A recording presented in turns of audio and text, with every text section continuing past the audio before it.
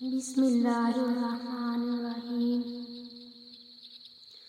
رسول اللہ صلی اللہ علیہ وآلہ وسلم نے فرمایا، وہ وقت قریب ہے جب مسلمان کا سب سے زیادہ عمدہ مال اس کی بکریاں ہوں گی، جن کے پیچھے وہ پہاڑوں کی چوٹیوں اور برساتی وادیوں میں اپنے دین کو بچانے کے لیے بھاگ جائے گا۔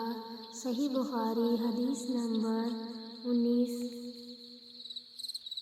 رسول اللہ صلی اللہ علیہ وآلہ وسلم لوگوں کو کسی کام کا حکم دیتے تو وہ ایسا ہی کام ہوتا جس کے کرنے کی لوگوں میں طاقت ہوتی۔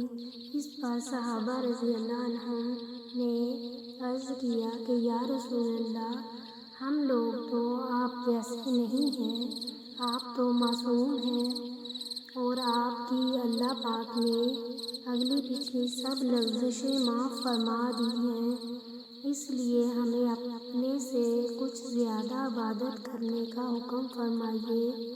یہ سن کر آپ ناراض ہوئے، حتیٰ کہ خفگی آپ کے چہرہ مبارک سے ظاہر ہونے لگی۔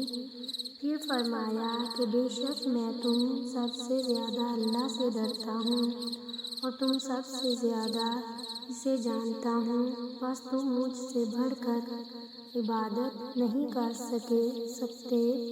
صحیح بخاری، حدیث نمبر 20۔